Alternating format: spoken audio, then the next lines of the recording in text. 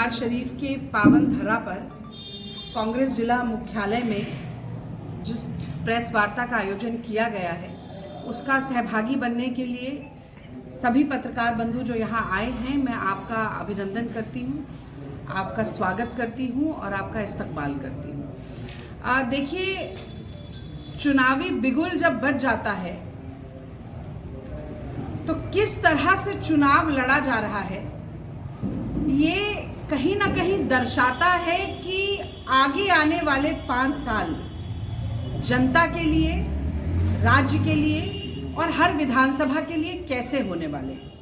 तो मैं आज की अपनी बात ये कहकर शुरू करना चाहती हूँ, एक दोहे के साथ शुरू करना चाहती हूँ कि सांच बराबर तप नहीं, सांच बराबर तप नहीं, झूठ बराबर पाप, जाके हृदय सांच है ताके हृदय हरि आप। और ऐसा मैं इसलिए कह रही हूं क्योंकि बचपन से हम लोग सीखते आए हैं कि झूठ बोलना पाप है, झूठ बोलना पाप है। और जिस तरह से पिछले 20 साल में एनडीए के ठगबंधन ने बार बार झूठ बोला बिहार की जनता से, बार बार फरेब किया, बार बार पाखंड किया, बार बार जुमले सुनाए, मैं समझती हूं कि एनडीए ठगबंधन के पाप का घड़ा 2025 आते आते अब भर चुका है और जो कि 14 नवंबर को फूटने वाला है। और इसीलिए ये कहना अतिशयोक्ति नहीं होगी कि मोदी जी, अमित शाह जी, नीतीश बाबू और तमाम नेता जो इस ठगबंधन के हैं वो समझते हैं कि इस तरह से झूठ बोल बोलकर बड़ी बड़ी झूठी घोषणाएं आगे कर करके लोगों को मूर्ख बना पाएंगे। पर जो नेता ये समझता है कि जनता मूर्ख है, अंततः वही बुड़बक बनता है, ये कहना आज के समय में अतिशयोक्ति होगी नहीं। और कल एक रोड शो करने के लिए मोदी जी आए थे, पटना में हम लोग थे, कल मेरी प्रेस वार्ता पटना में थी, मोदी जी रोड शो करके गए। तो मैं बताना चाहती हूँ कि मोदी जी बिहार करीब करीब 60 बार आ चुके हैं, पर वो कब आए? सिर्फ चुनावी रैलियों के लिए आए। चुनावी, और भारत में आतंकी हमला हुआ, राहुल जी गए वहां और मोदी जी बिहार आए चुनावी रैली को संबोधित करने के लिए। आचार संहिता लगने से ऐन पहले 62,000 करोड़ की घोषणाएं करके चले गए। अब आपके सामने आते, पत्रकारों के सामने आते तो आप जरूर सवाल पूछते, पर मोदी जी प्रेस वार्ता से बहुत घबराते हैं, हमारी तरह नहीं। 11 साल में एक भी प्रेस वार्ता नहीं कर पाए। तो अगर आते तो ये पूछा जाता कि वो 62,000 करोड़ तो आगे देखा जाएगा, वो जो 1.25 लाख करोड़ की घोषणा आप आरा में करके गए थे, जो आपने कहा था कि बिहार को स्पेशल स्टेटस देंगे और 1.25 लाख करोड़ का पैकेज मिलेगा, उसकी डिलीवरी क्यों नहीं कर पाए? 1.25 लाख करोड़ छोड़िए, 1.25 रुपए का नेक नहीं मिला उसमें से बिहार को। अब कह रहे हैं कि मुंबई बनाएंगे मोतिहारी को, तो काशी को क्योटो तो बना नहीं पाए, माफ कीजिएगा। अब ये मोतिहारी को मुंबई बनाएंगे, पर चीनी मिल कब खुलेगी ये नहीं बताएंगे। तो मैं हमेशा कहती हूँ मोदी रीति सदा चली आई, जो कह जाए वो कभी ना निभाई। और ऐसा ये भूमिका मैंने इसलिए बनाई कि जो सर्वोच्च नेता इतना बड़ा झूठा और जुमलेबाज हो, तो उसकी नाक के नीचे चल रहा ठगबंधन कितना बड़ा झूठा होगा, ये भी पता चला। दुनिया की सबसे छोटी प्रेस वार्ता में कितने सेकंड की थी भाई साहब? 26 सेकंड की प्रेस वार्ता थी। और कल भी मैंने एक सभा में कहा कि मैगी नूडल भी 2 मिनट में बनता है, इनका ठगबंधन तो मंच पर 1 मिनट भी खड़ा नहीं हो पाया ना। तो घोषणा पत्र की प्रेस वार्ता से 26 सेकंड में भागे नड्डा और नीतीश। 14 नवंबर को हो जाएगा एनडीए ठगबंधन पूरी तरह फिनिश। ऐसे गायब हुए जैसे गधे के सर से सींग। और फिर एक जुमला पत्र आया आपके सामने, पहले उसके बारे में बात करूंगी, फिर कैसे महागठबंधन का घोषणा पत्र, संकल्प पत्र अलग है, ये भी मैं आपको बताऊंगी। तो देखिए, जुमला पत्र में सबसे बड़ा जुमला इन्होंने छोड़ा, 1 करोड़ नौकरी देंगे, 1 करोड़ नौकरी देंगे पूरे देश में। मोदी जी 11 साल में 2 करोड़ नौकरी नहीं दे पाए, अब बिहार में अकेले 1 करोड़ नौकरी दे देंगे। सबसे बड़ा जुमला तो यही हो गया। अब कोई पूछे कि वो एनडीए ठगबंधन जो नौजवान रोजगार मांगते हैं तो लाठियां भांजता है, वो क्या नौकरियां देगा? वो एनडीए ठगबंधन जिसकी नाक के नीचे 10 बड़ी परीक्षाएं लीक होती है, पेपर लीक होते हैं, परीक्षाएं रद्द होती हैं, डिग्रियां बिकती हैं, डिप्लोमा से लेके ग्रेजुएशन से लेके पीजी तक की डिग्री के दाम है यहाँ पर। पैसा दो डिग्री लो, वो क्या नौकरी देगा? ऐसा एनडीए ठगबंधन जिसके शासन में 3,45,00,000 लोग रजिस्टर्ड मजदूर बनने के लिए मजबूर हो गए, 3,18,00,000 बेरोजगार नौजवान पलायन करने के लिए मजबूर हो गए, वो क्या नौकरी देगा? ऐसा एनडीए ठगबंधन जिसके राज में दुनिया में भारत में सबसे ज्यादा school drop out rate Bihar में हो गई है और उच्च शिक्षा में एनरोलमेंट रेशियो 17% तक पहुंच गया, यानी कि 1 करोड़ नौजवान ऐसे हैं 18 से 23 साल की उम्र के जिन्हें आज उच्च शिक्षा में प्राप्त होनी चाहिए थी और वो उच्च शिक्षा से वंचित रह गए। ये क्या पढ़ाएंगे और क्या नौकरी देंगे? फिर दूसरा जुमला छोड़ा, आधुनिक शिक्षा बिहार को देंगे। पहली बात तो अगर दे सकते थे तो भैया 20 साल में किसने आपके हाथ बांधे थे? और अगर दे सकते थे तो क्यों 17,000 स्कूल ऐसे हैं जहां बिजली का कनेक्शन तक नहीं? आधुनिक शिक्षा की बात करते हैं। 86% स्कूल ऐसे हैं बिहार में जहां कंप्यूटर नहीं है, आधुनिक शिक्षा की बात करते हैं। फिर एक और बड़ा सा झूठ का पुलिंदा निकाला, 50, मतलब जो मुझे तो कभी कभी लगता है जो मुंह में आता है बोल जाते हैं, जो संख्या दिमाग में आती है वो संख्या चेप देते हैं। 50 लाख करोड़ का निवेश करेंगे। अरे भैया मोदी जी, आप 1 रुपया एकड़ के हिसाब से जमीन अडानी को दे रहे हैं। आपने भागलपुर में आपने LIC का 32,000 करोड़ रुपया अडानी की जेब में डाल दिया। अरे अडानी को कहकर बिहार में क्यों नहीं औद्योगिक विकास करवाया? क्यों नहीं इंडस्ट्री लगाई? जब पूछा गया अमित शाह जी से तो अमित शाह जी कहते हैं भाई जमीन नहीं है, बिहार के पास जमीन नहीं है तो कैसे इंडस्ट्री लगाएंगे, कैसे औद्योगिक विकास करेंगे? अगर जमीन नहीं थी तो अब चुनाव के बाद कैसे स्वयंभू हो जाएगी? जैसे मोदी जी स्वयंभू महामानव हो गए, वैसे शायद जमीन भी स्वयंभू होकर निकल आएगी। जिस बिहार में एनडीए ठगबंधन के शासन में 6 महीने में 11 बड़े कारोबारियों की हत्या हो गई, दिन दहाड़े सरेआम हो गई, वहां कौन निवेश करने आएगा मुझे बताइए? और किस मुंह से ये जंगल राज की बात करते हैं? प्रधानमंत्री आते ही कहते कट्टा लगा के मुख्यमंत्री की घोषणा करा दी तेजस्वी यादव की। कट्टा लेके कौन चल रहा था? दुलार चंद यादव को किसने मारा? कि कौन है वो एनडीए के प्रत्याशी जो कट्टा, असला, बम, बारूद सब जेबों में गाड़ियों में भर के चलते हैं? हम लोग जब पटना से बिहार शरीफ आ रहे थे तो हमारी गाड़ी की चेकिंग हुई, रोककर सामान खुलवा कर देखा। एनडीए प्रत्याशियों की नहीं होती, कुछ भी गाड़ी में भरकर चलेंगे। और मोदी जी फिर आकर कभी कट्टा की बात करेंगे, कभी मेरी माँ को ये कह दिया बोलेंगे, कोई इटली की बात करेगा, कोई पाकिस्तान की बात करेगा। बिहार की बात क्यों नहीं करते?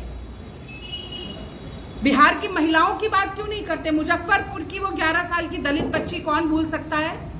बलात्कार हुआ, 20 चाकू घोंपे, उसके बाद वो इलाज के लिए पटना पहुंची, एम्बुलेंस में तड़प तड़प के मर गई, इलाज नहीं हुआ उसका।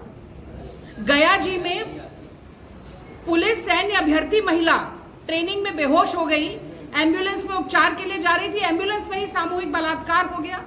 और यही बिहार शरीफ में NHA के पास एक खेत में एक युवती की लाश मिली जिसके तलवों पर 9 कील ठुकी हुई थी। बेगूसराय में एक 13 साल की बच्ची रामलीला देखकर लौट रही थी, उसका बलात्कार करके उसको मार के पोखर में फेंक दिया गया और ये कहते हैं महिला सशक्तिकरण करेंगे, लखपति दीदी बनाएंगे। मैं दिल्ली से आती हूँ, 1 साल होने वाला है रेखा गुप्ता की भाजपा की सरकार को। 2500 रुपया छोड़िए, 25 रुपया भी किसी महिला के अकाउंट में नहीं पहुंचा है, साल भर होने वाला है। ये लखपति दीदी बनाएंगे। 500 रुपए का गैस सिलेंडर जो महिलाओं को होली पर मिलने वाला था, दिवाली पर भी बैठी रही, कोई सिलेंडर नहीं मिला, ये लखपति दीदी बनाएंगे।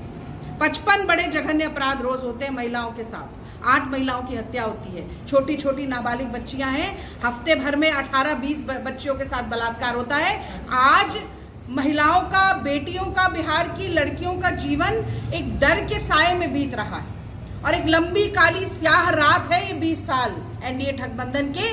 उन्होंने भी ठान लिया है कि ये 10,000 रुपया एक बार की किश्त देने से कोई महिलाओं की अस्मिता का सौदा नहीं किया जा सकता।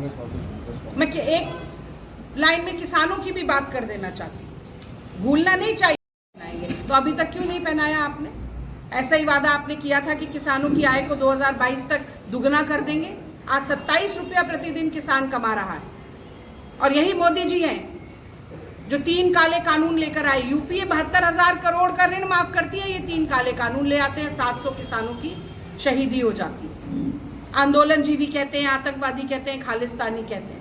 30,000 रुपए प्रति हेक्टेयर लागत बढ़ा दी किसानों की, अब कह रहे हैं 8 रुपया प्रतिदिन अतिरिक्त दे देंगे। ये तो ऊंट के मुंह में जीरे के समान भी नहीं है। साथियों, आज बिहार की 64% जनता 67 रुपया रोज पर जी रही है। ये हाल है बिहार का। और इसी से ठीक विपरीत मैं कल के वाक्य का जिक्र करना चाहती हूं, जब राहुल गांधी मछुआरों के बीच में उतरे थे। आपने देखा था, राहुल गांधी जी ने गोता लगाया और खूब तैर के बाहर आए। मछली को बोले कि कभी पकड़ी नहीं है, मैं मछली पकड़ूंगा जाके। और यही नहीं, कोई लोहार हो, कोई बढ़ई हो, कोई ट्रक ड्राइवर हो, कोई कुली हो, कोई मछुआरा हो। आप बीच में मत बोलिए ना, आप मेरे बात बोल लीजिए। मैं बोलना।